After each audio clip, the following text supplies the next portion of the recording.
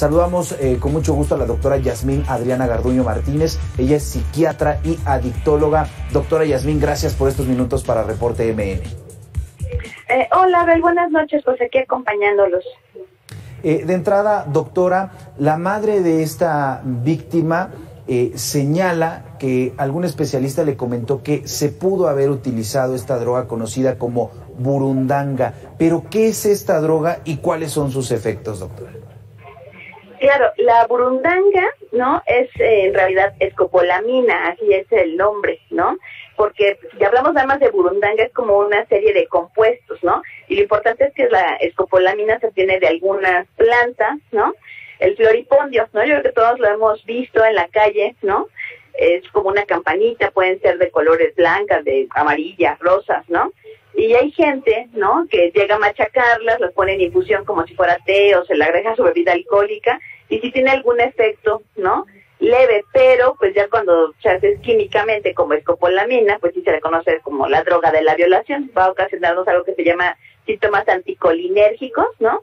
Va a atacar los receptores muscarínicos que tenemos nosotros en el cuerpo, y entonces va a provocar síntomas como náusea, confusión mental, desorientación, marcha inestable, taquicardia, lengua, la sensación de una boca seca, ¿no?, de retención urinaria. Entonces sí son muchos los síntomas que puede causar, pero el más importante es la amnesia anterógrada, ¿no?, de lo que acaba de pasar, como si hubieras bebido alcohol, pero sin beber alcohol. Es decir, doctora, que la persona pues no recuerda, no está consciente de lo que hizo quizá en algún periodo de tiempo. ¿Hay un riesgo, digamos, letal ante la exposición a esta droga? Es decir, si se tiene un mayor contacto o una mayor cantidad, ¿puede haber algún peligro en la persona? Sí puede haber una dosis letal, ¿no? Porque aparte es una droga que no tiene sabor, no tiene olor, ¿no? Es incolora, entonces puede ir combinada con otras drogas, como por ejemplo benzodiazepinas, ¿no? Esto de las famosas goteras, ¿no?, que utilizan para drogar a adultos mayores sobre todo, ¿no? Era el método de la mata viejita, o sea, la pura benzodiazepina, no la escopolamina.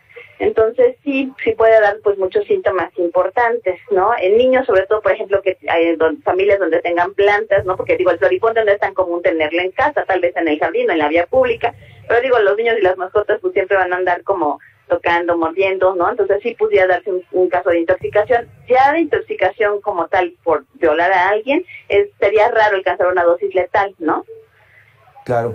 Doctora, a raíz de este caso que presentamos, de la denuncia que hace una madre de familia, bueno, pues pareciera que estamos ante una droga nueva, pero incluso usted ya mencionaba que le conocen en el mundo como la droga de la violación. ¿Realmente es nueva o ya lleva varios años y está, pues de alguna manera, afectando a los jóvenes de todos los continentes? Sí, no es una droga nueva, tiene años conociendo sus efectos, ¿no?, de síndrome anticolinérgico, ¿no?, por lo que ya dijimos que atacan las neuronas muscarínicas, ¿no? ¿Qué hace la acetilcolina? Pues nos ayuda a aprender, a entender, ¿no? Entonces, si tú las atacas, pues vas a hacer que no puedas aprender, recordar. ¿Ah? Entonces, sí son muchos los síntomas que la persona puede tener, ¿no? Porque uno de los problemas es que si tú llegas a un servicio de urgencias, pues no te la pueden detectar como en orina o en sangre, ¿no? No se tiene el equipo. Sí hay instituciones donde se puede hacer una detección, pero tendría que estar en los siguientes 30 minutos de que la persona fue drogada, ¿no?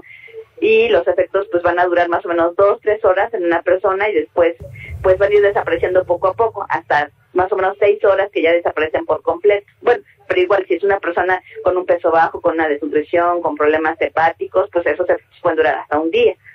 Claro, en la primera década del siglo se hablaba de casos, sobre todo en Sudamérica, en Centroamérica, también se llegaron a presentar en Europa. En el caso de México, ya nos mencionaba algunos años, pero estamos hablando de un lustro o de quizá un poco más de una década. Sí, por lo menos 20 años seguro que se usa en México ya o sea, como droga de violación, ¿no? No solamente pues como el floripondio que de repente encuentras en la calle, ¿no? Claro, y manifestaba temas importantes, por ejemplo, que no tiene olor, no tiene sabor. ¿Hay alguna otra medida para identificarla y de alguna manera prevenir o evitar ser víctima? claro, pues siempre si los chavos van a salir al antro, pues les tienen que abrir la botella, ¿no? Frente a ellos, porque si no, incluso puede ser desde alcohol adulterado hasta que les pongan ahí las gotas, ¿no? Que vayan solitas con benzodiazepinas, ¿no? O como una especie de polvo, pero igual sería insabor, incoloro, ¿no? Claro. Platicamos esta noche con la doctora Yasmín Adriana Garduño Martínez, ella es psiquiatra y adictóloga. Doctora, muchísimas gracias por esta información. Hasta luego, Abel, buenas noches. Buenas noches. Importante los datos que se han compartido. Es tiempo de hacer una pausa aquí en Reporte MN. Después de 2 minutos, más información de la megalópolis.